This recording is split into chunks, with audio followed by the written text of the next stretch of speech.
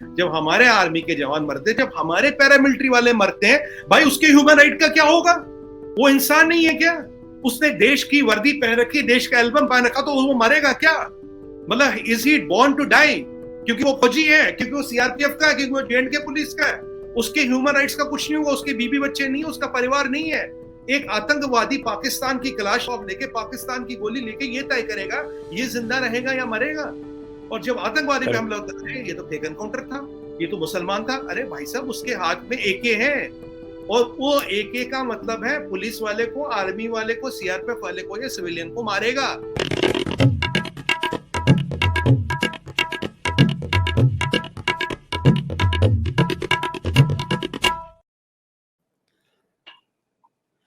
नमस्ते, आप सभी का स्वागत है आज के इस सायंकालीन संस्करण में। और हम आज बात कर रहे हैं दो पाकिस्तानों की। जी, एक पाकिस्तान तो वो है जिसके बारे में हमारे जो आज के गेस्ट हैं सुमित पीर जी, वो अक्सर बात करते ही रहते हैं, लेकिन वो अब लगभग समाप्त प्राय है। उसकी इकोनॉमी ध्वस्त, उसकी सिक्योरिटी ध्वस्त, उसकी मिलिट्री ध्वस्त, उसकी सोसाइटी ध्वस्त, सब कुछ चला गया है। लेकिन एक दूसरा पाकिस्तान है जो भारत के अंदर है, और वो इस समय जो है वो बहुत व्यथित है। तो सुमित पीर जी हमारे साथ हैं, हम बात करते हैं इस दूसरे पाकिस्तान की भी आज। आपका स्वागत है सुमित जी। नमस्कार संजय सर, सभी दर्शकों को प्रणाम, आपका आभार और सबको साधुवाद। तो ये जो हम देख रहे हैं कि ये अभी आपने देखा कि रामनवमी के जुलूसों पर हमले हुए, और बहुत सारे जो है वो जो कहते हैं ना, जो मेरा बहुत पुराना स्टेटमेंट है, आपने भी सुना हुआ है उसको, कि Pakistan is not a territory, it is an idea. जी, तो वो आइडिया भारत में आपको जगह जगह देखने को मिलता है, और अब वो आइडिया जो है वो कम से कम योगी जी ने तो पूरी तरह से ध्वस्त करके रखा हुआ है। जी, और अभी जो हुआ ये प्रकरण पूरा का पूरा, ये अतीक वाला और मुख्तार का चल रहा है, और बेचारा आज़म खां उसका बेटा, ये पूरा का पूरा जो पाकिस्तान था, उत्तर प्रदेश का कम से कम, उसको उन्होंने ध्वस्त कर दिया। तो ये जो डबल ध्वस्त हुआ है, क्योंकि एक पाकिस्तान प्रॉपर जो नेशन है, उतनी आबादी जो है, बल्कि उससे ज़्यादा उत्तर प्रदेश की है। वहाँ जो दूसरा एक थ्राइविंग पाकिस्तान था जिसने उस पाकिस्तान को बनाया, जो पाकिस्तान बना 1947 में, उसका जो जन्म है वो उत्तर प्रदेश में ही हुआ था। तो जी। ये जो हिंदुस्तान के पाकिस्तान पे जो समस्या आ रही है, जिसके कारण ये ज़बरदस्त एक्सट्रीम रिएक्शंस आ रहे हैं, इसको कैसे देखते हैं आप? सबसे पहले संजय सर नमस्कार, आभार। देखिए, ये जो पाकिस्तान आपने एक बहुत बढ़िया कहा था, पाकिस्तान इज़ अ आइडिया, ये एक सोच है और ये सोच जारी है। देखिए, धीरे-धीरे क्या हो रहा था, अगर हम दुनिया में देखें तो थोड़ा बड़े पर्सपेक्टिव में डिस्कशन को ले जाते हैं। अगर आप दुनिया में देखें तो दुनिया में 10 से 15 ऐसे कंट्री, जिनमें मेक्सिको आता है, जिनमें सिसिली आता है, जिनमें इटली आता है, जिसमें जापान आता है, उन्हें माफिया कंट्रियाँ कहते हैं। माफिया कंट्री का मतलब है जहां ये जो सशक्त माफिया है, ये माफिया पॉलिटिकल टेररिज्म और एडमिनिस्ट्रेशन के साथ मिलके कॉकटेल बनाते जिससे इनका साम्राज्य बनता है। तो यही माफिया टेरिटरी उत्तर प्रदेश में बनने लगी थी। देश के कहीं भी और जगहों पे है, इन पे लगाम लगाना, इनको इनकी औकात दिखाना, इनको इनके अंजाम तक पहुंचाना बहुत जरूरी था। देखिए, शुरुआत तो ये गुंडागर्दी से होती है, धीरे धीरे इनके लिंक्स बढ़ते हैं, धीरे धीरे फ्लश ट्रेड में आते हैं, ड्रग्स ट्रेड में आते हैं, वेपन ट्रेड में आते हैं, प्रोस्टिट्यूशन में आते हैं, एक्सटॉर्शन, रेप, कब्जा, फिर इनके टेररिस्ट ऑर्गेनाइजेशनों से संबंध हो जाते हैं, फिर ये पॉलिटिकल पॉलिटिक्स में घुस जाते हैं, पॉलिटिक्स के साथ आपके रूल, आपके लॉ को आपके अगेंस्ट यूज करते हैं। तो ये जो हम अतीक का प्रकरण देख रहे हैं, ये एक लाइव एग्जाम्पल है। एक पूरा उस एरिया में अतीक ने वर्चस्व बनाया था, इतना बड़ा वर्चस्व था, एक बार मुरली मनोहर जोशी को भी इसने हरा रखा है। तो कोई ऐसी बात नहीं है। राजू पाल का मर्डर आप देखिए तो डेड बॉडी पे अगली बार गोलियां चलवा दी इसने। नहीं, नहीं, वो मुरली मनोहर जोशी से हार गया था ये, वो मुख्तार अंसारी था। वो हाँ, मुख्तार 15,000 वोट अंसारी से साहब। हारा था। वो हाँ, 15,000 तो वोट से हार गया था मुरली मनोहर जोशी से 2009 में। करेक्ट। तो अब राजू पाल के मर्डर में अगर आप देखें संजय सर, इसने एक बार मर्डर करवाने के बाद फिर डेड बॉडी पे गोलियां चलवा दी कि भाई अपना मैं वर्चस्व दिखाऊं। तो कहीं ना कहीं लोगों के जमीने पे ग्रैब करना, पॉलिटिकल पावर मिलता था, लीगल पावर मिलता था, money, muscle, politics and legal, जब ये कॉम्बिनेशन बनता तो धीरे धीरे एरिया पे कब्जा होता है। जब एरिया पे कब्जा होता तो अब विचारधारा में लोग को कैसे जोड़े? तो विचारधारा वही वाली बात है आपकी वाली कि भाई Pakistan is idea, it is not a country. तो वो वाला आइडिया धीरे धीरे धीरे धीरे शुरू आने लगे। वैसे बीबीसी और कुछ जो ऐसे पब्लिकेशन उन्होंने इसको रॉबिन हुड बताया। कल मैं उनके कुछ वो देख रहा था जी हाँ, क्लिप्स, जी हाँ। रॉबिन हुड, उन्होंने अतीक अहमद रॉबिन हुड है। 150 एफआईआर वाला क्रिमिनल माफिया रॉबिन हुड है। ये बीबीसी की, ये एक और बीबीसी के वो ना बीबीसी के जो चरित्र पे 4 चांद लगाता अतीक अहमद रॉबिन हुड है। ये इससे बड़ा मजाक 21वीं सदी में कोई नहीं हुआ। तो पर ठीक है, कोई बीबीसी इंडिया तो खुद ही अपराधी है। उसके विरुद्ध हाँ, तो ईडी ने केस केस दर्ज कर दिया फेमा में। बिल्कुल, और 20 साल से फेमा के वायलेशन कर रहे हैं। दूध का दूध निकलेगा, पानी का पानी निकलेगा। अब ये जो चीजें चल रही थी, तो ऐसे धीरे धीरे यहाँ उत्तर प्रदेश में क्या हो रहा था, एरिया बट रहे थे। भाई ये एरिया मेरा, ये एरिया मेरा, ये मेरा एरिया। पॉलिटिकल पार्टीज को पेट्रोनेज मिलता था, पॉलिटिक्स का पेट्रोनेज मिलता था। अब आप अधिक अति के प्रकरण में एक चीज बहुत सिद्ध हो गई संजय सर, इस पे 150 एफआईआर थे, माफिया था, सब कत्ल, रेप, मर्डर, एक्सटॉर्शन सब थे इस पे, लैंड ग्रैबिंग सब था इस पे। एक चीज बड़ी जबरदस्त खुलासा हुआ, और एक उमेश पाल का मर्डर इन्होंने कराया, वो सबने देखा कैसे कराया। असद का एनकाउंटर हुआ, चलिए पुलिस से जो भिड़ेगा एनकाउंटर होगा, वो एक प्रकरण है। बट अतीक ने 24 घंटे पहले कौन सी ऐसी चीज कही जो नई चीज है? 24 घंटे जी, पहले जी। उसने कहा, मेरे लश्कर तोयबा से संबंध है, मेरे आईएसआई से संबंध है। राजू, ये उमेश पाल के मर्डर के लिए जो हथियार आया वो लश्कर तोयबा से आया। लश्कर तोयबा तो ड्रोन से मुझे डिलीवरी देता है, उनके एजेंटों को मैं यहाँ कैश देता हूँ, और मैं आपकी राजस्थान में कहाँ कहाँ से स्मगलिंग होती मैं आपकी निशानदेही करवा सकता हूँ, मैं आपको बता सकता हूँ। वही नहीं, उसने कल कुछ मरने से पहले, कुछ जो उसकी हत्या हुई उससे पहले कुछ उसने हथियारों की निशानदेही भी की, भाई यहाँ हमने हथियार छुपा रखे। उसके ऑफिस पे जब रेड होती है, 20 असला, जिसमें विदेशी असला भी मिलता है, करोड़ों रुपया मिलता है, बारूद मिलता है। तो कहीं ना कहीं, और फिर अचानक अतीक और अशरफ दोनों को टपकाया जाता, दोनों को टपकाया जाता। और अब ये जो शूटर है तीन, इनके पास जो पिस्टलें पाई गई, ये तो इंपोर्टेड पिस्टलें है। 7 लाख से 10 लाख इनकी वैल्यू बताई जाती है। अब इन शूटरों का घर देखिए, इनकी ऐसी औकात तो लगती नहीं कि 10 लाख की पिस्टल लेंगे। ये तो 5 10,000 पिस्टलें, की औकात नहीं, उनकी 10 लाख की 10 तो हजार बहुत की बड़ी। औकात नहीं है, 10 लाख की पिस्टल। और ये विदेशी असला संजय सर, इसको स्मगल करके किसने लाया? किसने इनको 50 लाख की तो पिस्टल दे दी, और इस पिस्टल की विशेषता ये है 15 राउंड एक बार में निकाल लेती है। 15 राउंड एक बार, तो मतलब पिस्टल का चयन ऐसे किया गया था कि अतीक और अशरफ को मारना ही है, ऑन द स्पॉट मारना है। तो ऐसा क्या खुलासा करने वाला था अतीक, ऐसा क्या खुलासा करने वाला था अशरफ? कोई बड़े नाम तो नहीं निकल रहे थे, कोई राजनीतिक नाम तो नहीं निकल रहे थे। और इसको एक और परिप्रेक्ष्य में देखिए, हमारी G20 हो रही है श्रीनगर में, और हमारे पास कंफर्म्ड इंटेल है संजय सर, कंफर्म्ड इंटेल है, G20 पे पाकिस्तान और आईएसआई कुछ न कुछ बड़ा गड़बड़ करवाने की कोशिश कर रही है। हैंड ग्रेनेड से, आरपीजी से, ड्रोन की मदद से। हमें जो प्रिवेंटिव एक्शन लेनी थी हमने तो ले ली, खैर उस पर तो हमारी सुरक्षा, जो हमारी सुरक्षा का तंत्र है वो अपना काम कर रहा है। क्या कहीं अतीक की गैंग की मदद से कुछ तो नहीं कराया जा रहा था? बाहर वाले को तो पकड़ लोगे, बाहर बॉर्डर बंद कर लोगे, जो अंदर वाला उसको तो यूज नहीं किया जा रहा है।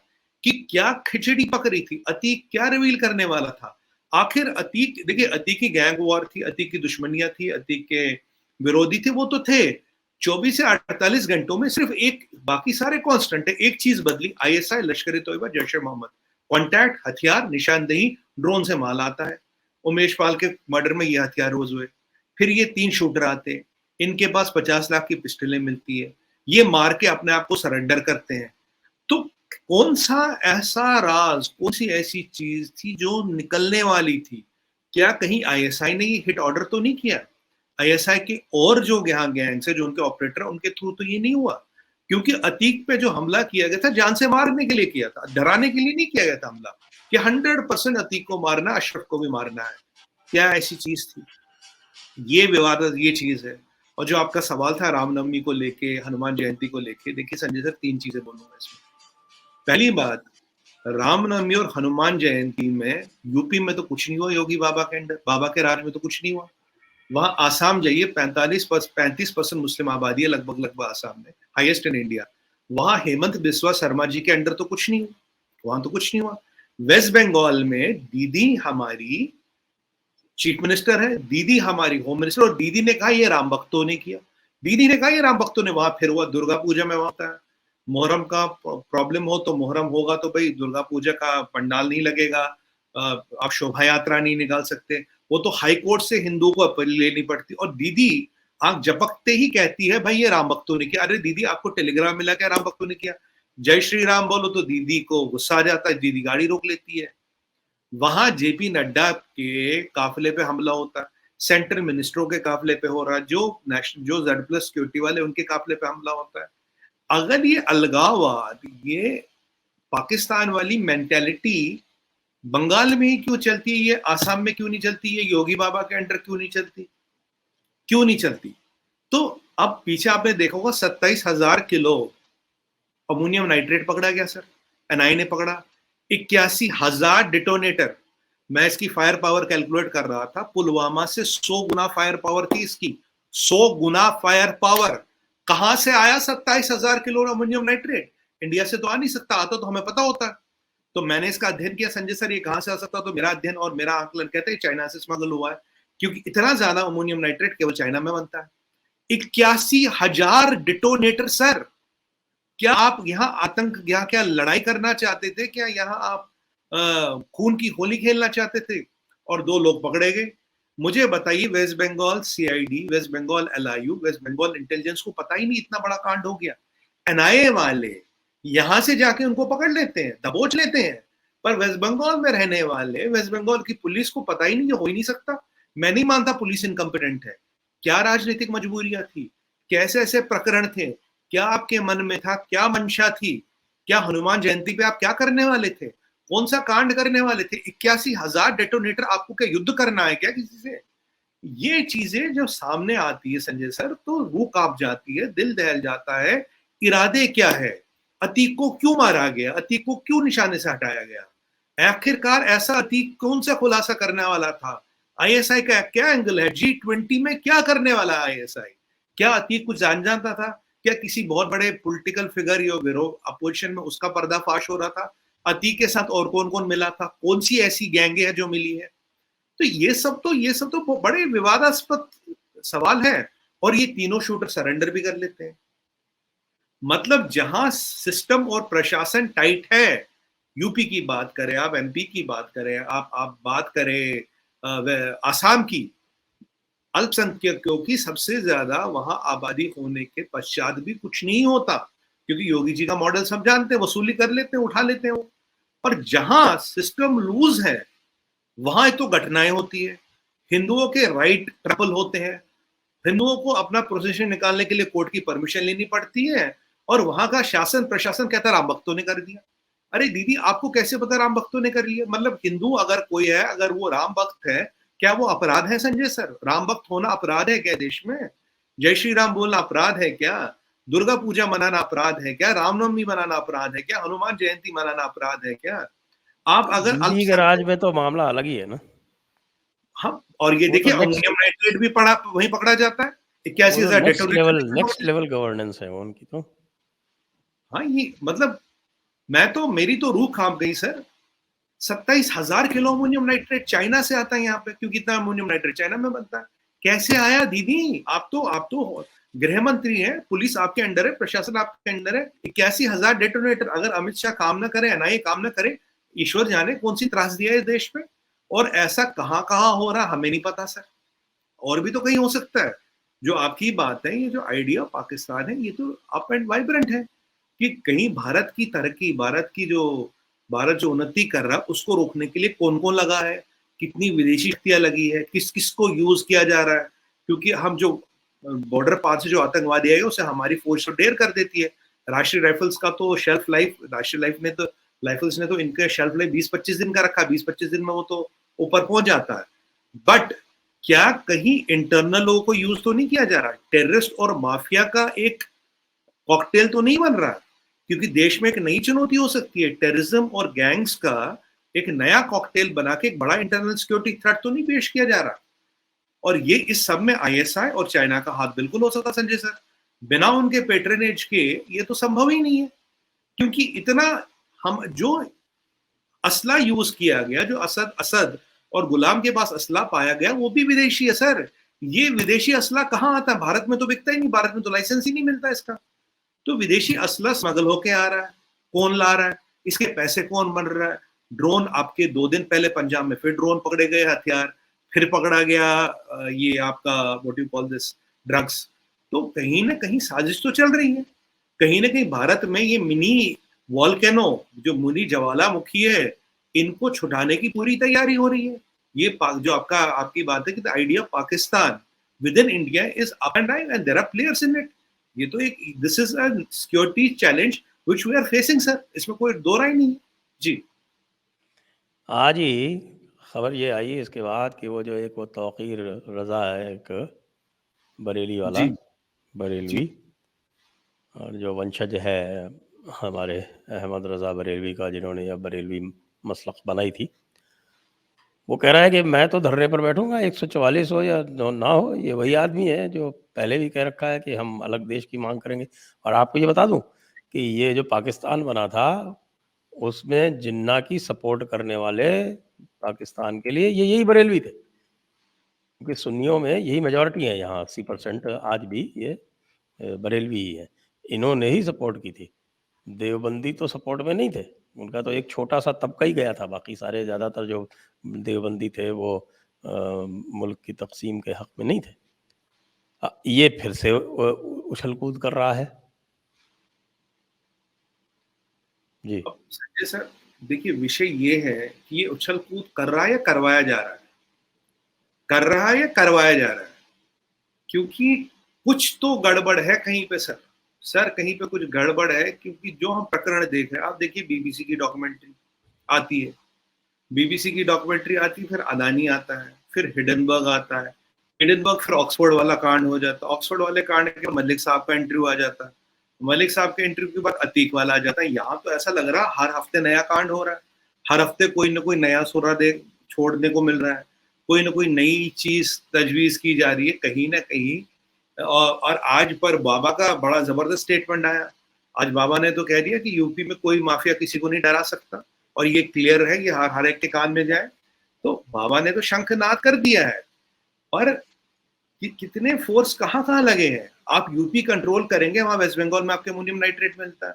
अब ईश्वर जाने केरला में क्या क्या हो रहा है, केरला भी एक हॉटबेड तो बन चुका है, केरला में क्या क्या हो रहा है, और आपके झारखंड में क्या हो रहा है हमें नहीं पता। मतलब हम ईश्वर से तो यही कामना करते हैं कि सब चीज ठीक रहे।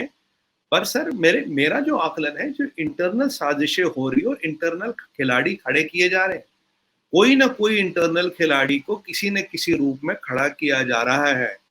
हर हफ्ते बाद कोई ना कोई नई कोशिश की जा रही है देश की तरक्की को रोकने की, गवर्नमेंट को डिस्टेबलाइज करने की, यहाँ की जो पीस है, जो ट्रैंक्विलिटी है, उसे खराब करने की।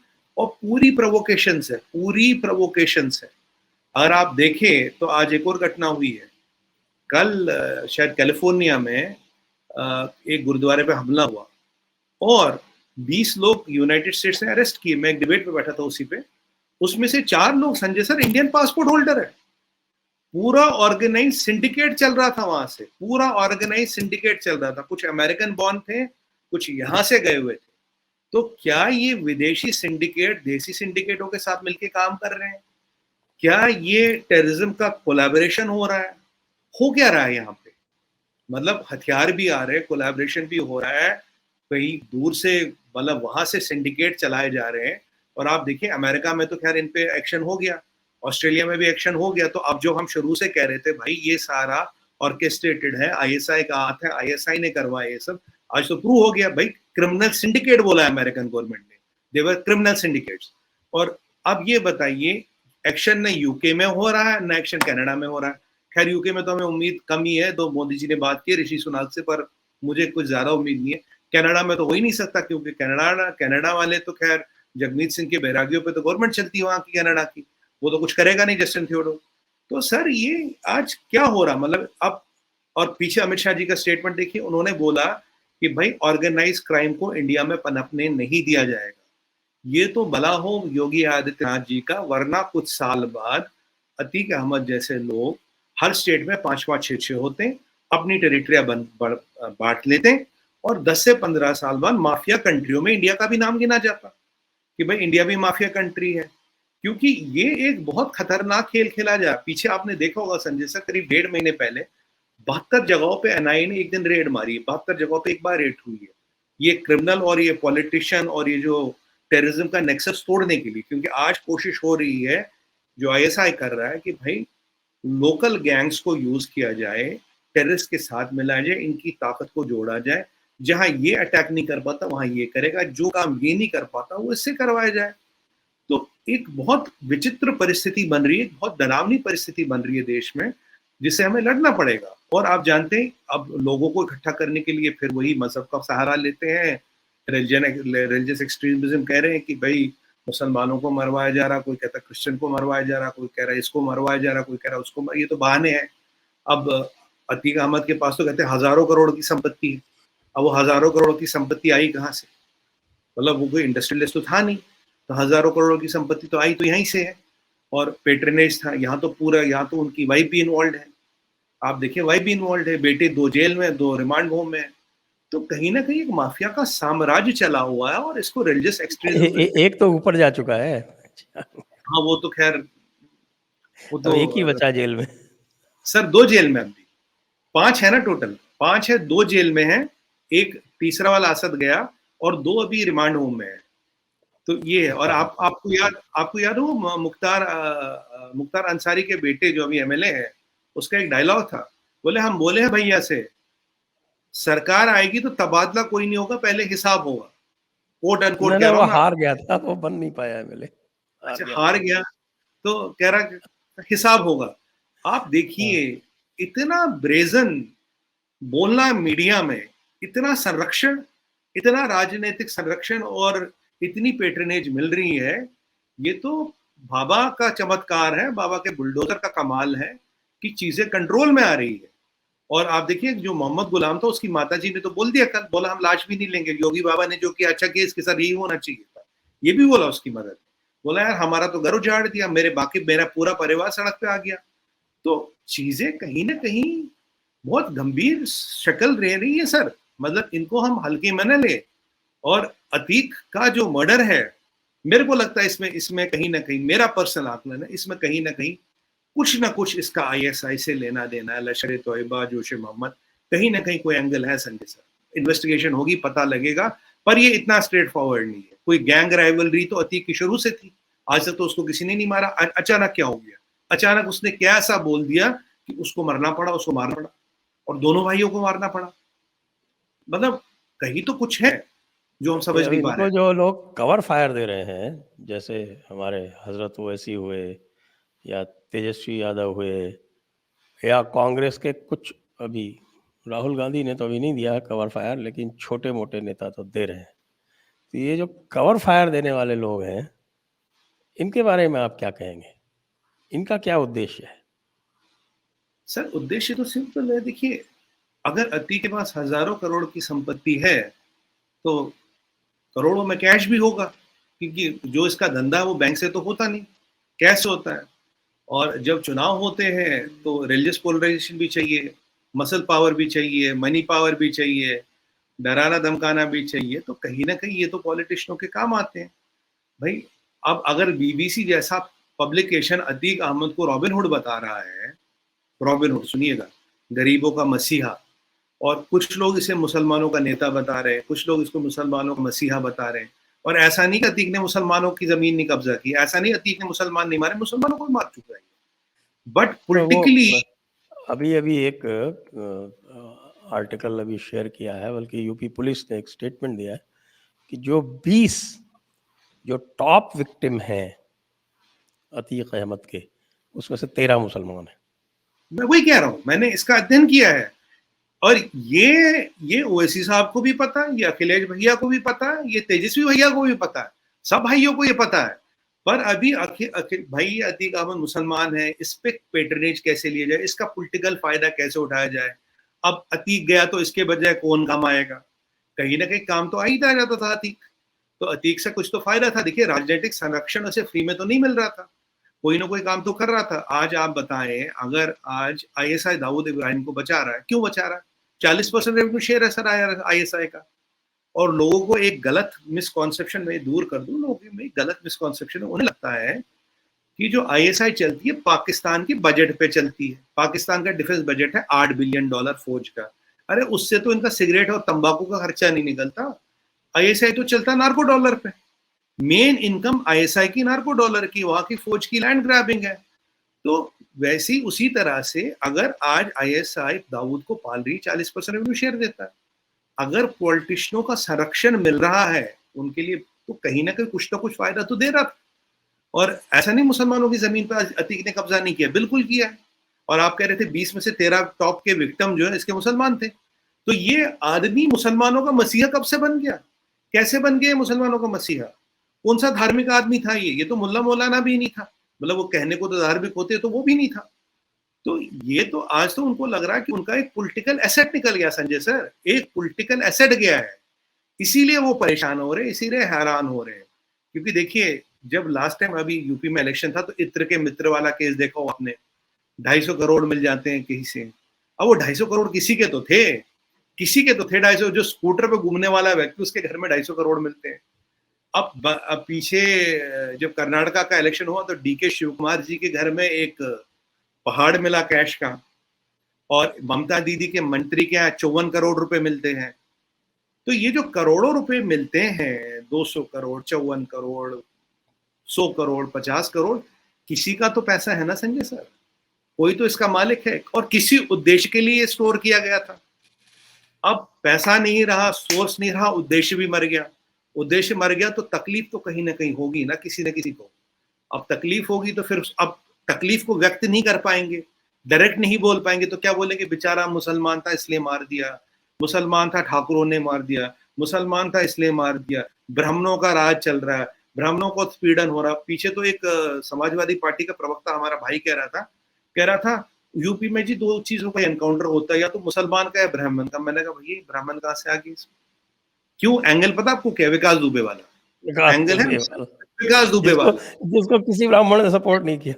हाँ, जिसको किसी ब्राह्मण ने सपोर्ट नहीं किया, जिसने 8 पुलिस वाले मारे, और कहते हैं कि ब्राह्मणों और मुसलमानों का एनकाउंटर होता। आप देखिए राजनीति इसमें, भाई ब्राह्मण मुसलमान कहाँ से आ गया? जो माफिया बोलेगा वो ब्राह्मण हो, मुसलमान हो, ठाकुर हो, या वो कोई भी हो, उसका हश्र तो एक होगा। ये ऐसे थोड़ी लिखा कि आईपीसी में लिखा तुम ब्राह्मण हो तुम्हें छूट है, या कॉन्स्टिट्यूशन में लिखा तुम मुसलमान हो तुम पे आईपीसी नहीं लगता, ये लिखा तुम ये हो तुमको ये नहीं लगता। तो ये कहीं ना कहीं ये जो चीजें हैं, ये तो खुले आम पॉलिटिकल पैटर्नेज मिल रहा है, राजनीतिक कारण हो रहा है, माफिया का भी राजनीतिकरण करने की कोशिश हो रही है। अब एक बात बताइए, जो लड़के आईसिस के समर्थन में पकड़े गए, आईसिस की ट्रेनिंग करने पकड़ गए, हमारे ओवैसी साहब कहते हैं मैं उनको वकील दूंगा, मैं उनको वकील दूंगा। अकबरुद्दीन ओवैसी का वो 15 मिनट का तो वाला बात तो सबको पता, 15 मिनट के लिए पुलिस हटा दो, हम क्या कर देंगे, ये खुलेआम की चीजें है। अच्छा, यहाँ राजा सिंह कुछ कहता है तो राजा सिंह को जेल में डाल देते हैं। राजा सिंह का तो 80% टाइम जेल में ही निकलता है। तो ये जो दोहरे मापदंड है संजय सर, इन पे भी चिंतन करने का विषय है। ओवैसी जी कहते जो है भाई मैं उसको वकील दूंगा, उसके भाई 15 मिनट पुलिस हटा दो, और राजा सिंह कुछ कहे तो राजा सिंह को जेल में डाल दो।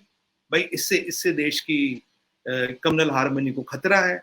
अब मुझे बताइए, जो आईसिस का समर्थन है, जिसको आईसिस ने सबसे ज्यादा दुनिया में मुसलमान को ही मारा है, तालिबान ने सबसे ज्यादा मुसलमान को ही मारा दुनिया में, उस आईसिस का समर्थन, और आईसिस और तालिबान की आपस में लगती है, एक दूसरे को मारते हैं। तहरीके तालिबान और आईसिस खुरासान वाले एक दूसरे को मार रहे हैं, ये तो एक दूसरे को मार रहे हैं, ये दो सारे मुसलमान हैं। और आईसिस में एक बात है सर, आईसिस में कोई अनपढ़ नहीं, आईसिस में सब पढ़े लिखे लोग हैं। ये तालिबानी वाले तो फिर भी अनपढ़ है, आईसिस में सारे पढ़े लिखे लोग हैं। दुनिया भर से लोग माइग्रेट करके आईसिस में ज्वाइन करके, ऐसे लोग जो पढ़ लिख के आईसिस ज्वाइन करते, ओवैसी साहब आप उनको समर्थन क्यों देते हो? आप उनको पेट्रनेज क्यों देते हो? आप उनको वकील क्यों देते हो भाई? मतलब आप कितनी ये मुस्लिम अपीजमेंट और समाज को तोड़ने वाली राजनीति कर रहे हैं। आप अतीक ने जो आज तक कर्म कांड किए उस पर तो आपने कुछ बोला नहीं। अब अतीक मारा गया, कह रहे भाई ये इसलिए मुसलमान था इसलिए मारा गया, विकास दुबे इसलिए मारा गया वो ब्राह्मण है। ये क्या माहौल चल रहा है देश में? तो विकास दुबे ने 8 पुलिस वालों को मारा था सर, सीओएसपी को मारा था, एम्बुश किया था। तो उसके साथ क्या होता? तो कानून तो अपना प्रक्रिया करेगी ना। पहले आप देखिए जेएंडके में टेररिस्ट मारा जाता था तो कहते भाई ये मुसलमान है, टेररिस्ट का ह्यूमन राइट है, टेररिस्ट पे बहुत बुरा हुआ, उसको सरेंडर का मौका नहीं किया गया। जब हमारे जेएंडके पुलिस के भाई मरते हैं, जब हमारे आर्मी के जवान मरते हैं, जब हमारे पैरामिलिट्री वाले मरते हैं, भाई उसके ह्यूमन राइट का क्या होगा? वो इंसान नहीं है क्या? उसने देश की वर्दी पहन रखी, देश का एल्बम पहन रखा, तो वो मरेगा क्या? मतलब is he born to die? क्योंकि वो फौजी है, क्योंकि वो सीआरपीएफ का है, क्योंकि वो जेएंडके पुलिस का है, उसके ह्यूमन राइट्स का कुछ नहीं होगा, उसके बीबी बच्चे नहीं है, उसका परिवार नहीं है। एक आतंकवादी पाकिस्तान की कलाशॉप लेके, पाकिस्तान की गोली लेके ये तय करेगा ये जिंदा रहेगा या मरेगा। और जब आतंकवादी पे हमला होता है, ये तो फेक एनकाउंटर था, ये तो मुसलमान था। अरे भाई साहब, उसके हाथ में एके है, और वो एके का मतलब है पुलिस वाले को, आर्मी वाले को, सीआरपीएफ वाले को या सिविलियन को मारेगा। उसके ऑब्जेक्टिव 4 हैं। He is dare to kill people, as simple as that. और जब उसको मारा जाता, यहां दूसरी विडंबना शुरू होती है। सर मैं तो कई बार कह चुका हूं, in my opinion terrorist and dreaded criminals have no human rights. मैं जेब कतरों या छोटे मोटे प्रिटी क्रिमिनल की बात नहीं कर रहा। टेररिस्ट और ड्रेडेड क्रिमिनल्स का ह्यूमन राइट नहीं होना चाहिए। आप मुझे बताइए, अतीक अहमद किस टेररिस्ट से कम था? क्या वो टेररिस्ट से कम था क्या? पूरे प्रयागराज क्षेत्र में उसका दबदबा था, उसका आतंक था। जिसका आतंक हो वो तो क्या हुआ? आतंकवादी तो हुआ ना। कम एक्सटॉर्शन, मर्डर, रेप, किलिंग कितनी नहीं की उसने। वो एक रुक्मणी देवी, उसकी केस स्टडी के भाई को मारा, उसके पति को मारा, 33 बार उस पर हमला किया 11 बीघा जमीन के लिए। तो ओपन मीडिया में अच्छी चीजें हैं। तो हम ये क्या, हम किस तरह की सोसाइटी बना रहे हैं? किस तरह का सुलक्षणी देवी पैटर्न, नाम। किस तरह का पैटर्नेज दे रहे हैं सर? मतलब जो बेचारा बेगुनाह मारा गया, चाहे वो हिंदू हो, मुसलमान हो, सिख हो, ईसाई हो, मैं धर्म नहीं गिर रहा अभी, उसके ह्यूमन राइट्स नहीं है। उसके पास बंदूक नहीं है तो वो ठीक है भाई, तू गोली खा ले। और जिसके पास बंदूक है, जो शासन प्रशासन के विरुद्ध खड़ा, उसके पास पूरे ह्यूमन राइट्स हैं, उसको पूरी प्रोटेक्शन मिलेगी, वो हाई कोर्ट सुप्रीम कोर्ट तक जाएगा, महंगे वकील हायर करेगा। क्या हो रहा है यहाँ पे? यहाँ रिफॉर्म्स की जरूरत है sir. We need reforms in this country. नहीं तो हमें माफिया कंट्री होने में बहुत ज्यादा टाइम नहीं लगेगा। और एक बार माफिया कंट्री हो गए तो माफिया अपने आप को जिंदा रखने के लिए मुद्दे भी ढूंढ लेगा। मुद्दे भी, वो हिंदू मुसलमान वाले हो, वो इस्लाम वाले हो, वो कुछ भी हो, वो मुद्दे भी ढूंढ लेगा, वो चीजें भी ढूंढ लेगा, वो तरीके भी ढूंढ लेगा, और उनको चलाने की भी क्षमता रखता है। ये चीज से हमें बचना पड़ेगा। और अगर हमें उन्नति करनी है, तरक्की करनी है, ऐसी जगह और ऐसे लोगों की कोई जगह नहीं होनी चाहिए समाज में, और कोई सहानुभूति नहीं होनी चाहिए, और खासकर पॉलिटिशियंस की। मुझे समझ नहीं आ रहा पॉलिटिकल सहानुभूति क्यों मिलती है इन लोगों की। इसमें क्या पॉलिटिकल सहानुभूति? कोई कोई भला मानस तो था नहीं। और आपको एक और बात बताऊं संजय सर, जितना अतीक पे बयान आए हैं, उतना एपीजे अब्दुल कलाम पे किसी ने नहीं रोया। किसी ने नहीं रोया। Missile man of India. एक दिन पहले अतीक का जिस दिन मर्डर हुआ है उसके नहीं, असद का जिस दिन एनकाउंटर हुआ है उसके 2 दिन बाद इसका मर्डर हुआ है। जिस दिन असद का एनकाउंटर हुआ है उस दिन भी आपने देखा कितने सारे बयान आए थे। जी बिल्कुल। उसके एक दिन पहले एक और इनामी बदमाश था, आदित्य राणा, बिल्कुल। उसका एनकाउंटर हुआ, वो मारा गया उसमें। आपने कहीं एक छोटी मोटी भी किसी भी मेन स्ट्रीम मीडिया में, मैंने तो उत्तर प्रदेश के पेपर्स जाके ढूंढे तब मुझको रेफरेंस मिला, क्योंकि मुझको किसी ने बताया कि ऐसा हुआ है। कहीं नहीं आया, किसी ट्वीट में नहीं आया, किसी में कुछ नहीं आया, मुझे ढूंढना पड़ा जाके तब मुझे मिला। तो ये इनका जो है, हमारा जो तथाकथित लिबरल मीडिया है उसके ये तो स्टैंडर्ड है। दूसरी बात ये भी है कि ये आजकल जो चल रहा है, जो पाकिस्तान की जो हालत है, मुझे लगता है कि उसकी वजह से भी बहुत अधिक चर्निंग है। ये जो पूरा इकोसिस्टम है हमारा, जो ये चाहता है कि भारत आगे नहीं बढ़े, तो उसके लिए पाकिस्तान बड़ा हैंडी हुआ करता था। लेकिन अब लगता है कि पाकिस्तान स्वयं में हैंडीकैप हो गया है। अब वहाँ जिस तरह की हरकतें हो रही हैं, बताइए आप, किसी चीनी को पकड़ लिया, किसी को कुछ कर लिया, उसके बाद तो ये जो रिलेशनशिप है, ये क्या है? ये सर देखिए, पहले क्या होता था कि आईएसआई के पास अच्छा खासा पैसा आता था, पाकिस्तान के पास पैसा होता था, नार्को डॉलर का ट्रेड अच्छा चलता था, नार्को डॉलर पे सब मामला चल रहा था, जमीनें कब्जा आर्मी करती थी, बेचती थी, लोग पैसे देते थे। जब से पाकिस्तान में, देखिए पाकिस्तान की अमीरी और गरीबी पे एक चीज पे फर्क है, काम तो उन्होंने जिंदगी में नहीं किया, उनके बस का ही नहीं, काम कर ही नहीं सकते, वो तो भूल जाइए। जब बाहर से पैसा आता था, खरबूजा कटता था और बंटता था, खरबूजा कटता था और बंटता था। अब खरबूजों की सप्लाई बंद हो गई, कोई पैसे ही नहीं दे रहा, ना चीनी पैसे दे रहे, ना सऊदी दे रहे, ना यूएई वाले दे रहे, ना आईएमएफ वाले दे रहे। जब पैसा बंटना बंद हो गया तो कहीं ना कहीं आर्मी की दुकानें बंद हो गई, आर्मी के पास पैसा नहीं आ रहा।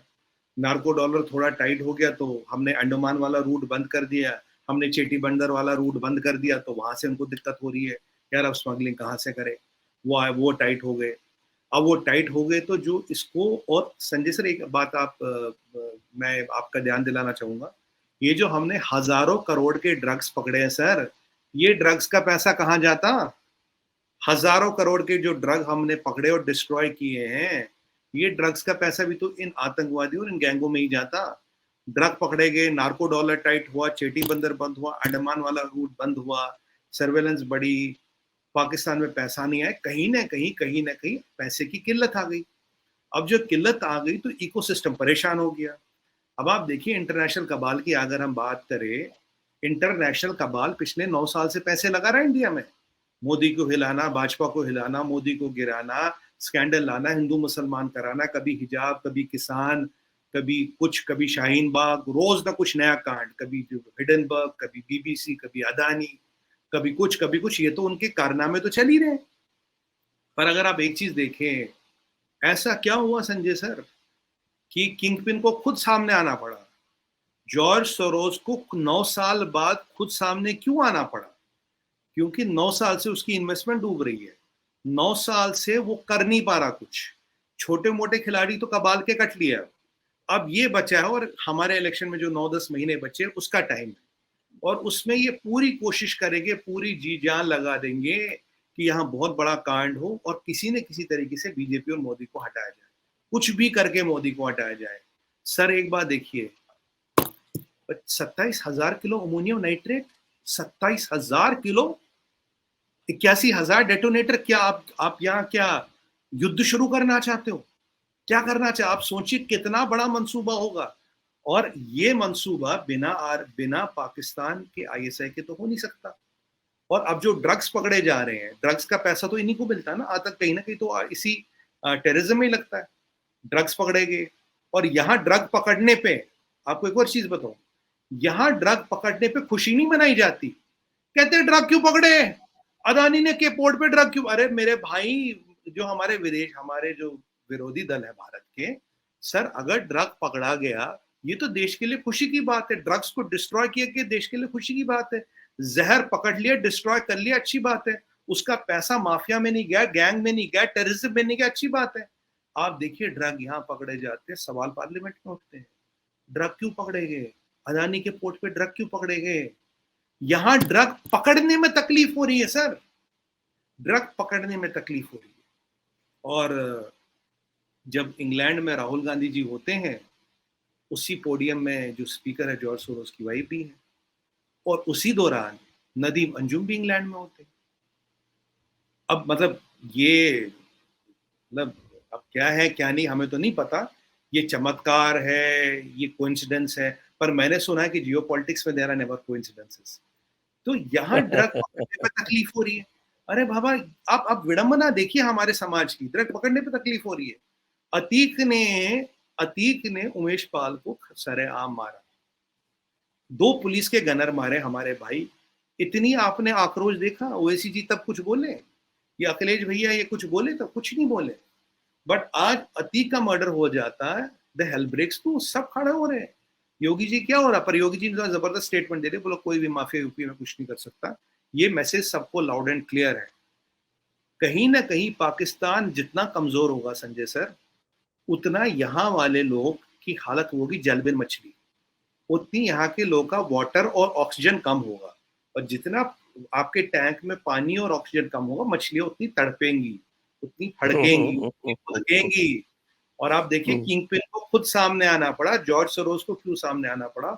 उसे लगा नहीं यार, कबाल अब टूट रहा है, कबाल चलेगा नहीं।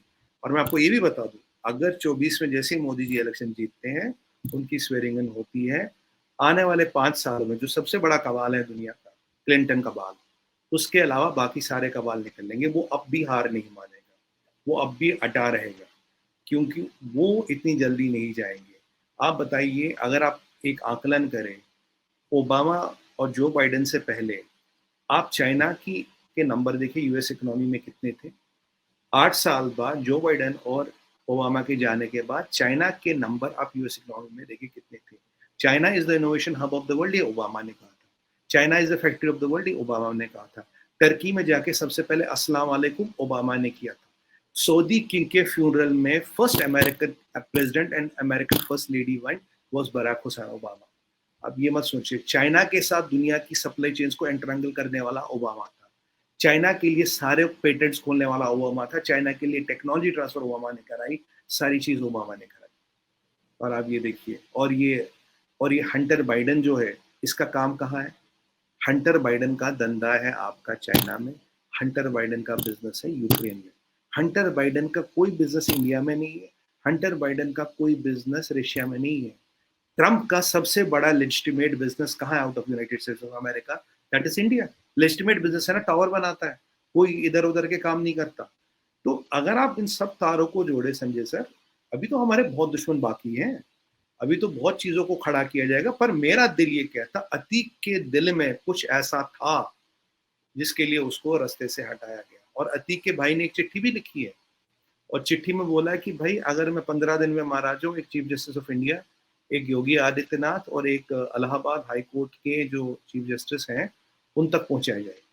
अगर कोई बड़ी बात, तो योगी जी का नाम क्यों है? तो योगी जी को चिट्ठी पहुंचा रहे तो कुछ तो खुलासा है उसमें।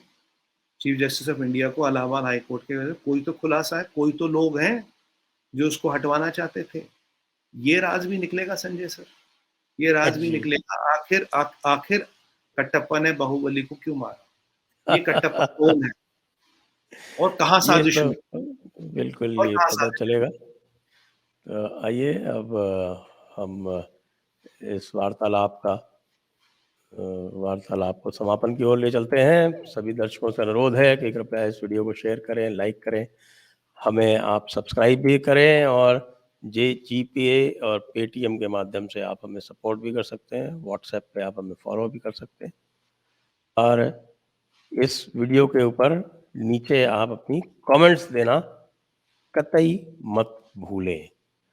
आप सभी दर्शकों को बहुत बहुत धन्यवाद। सुमित जी, आपको भी बहुत बहुत धन्यवाद। जय हिंद, वंदे मातरम। सभी दर्शकों को धन्यवाद। संजय जी आपको धन्यवाद। जय हिंद, वंदे मातरम।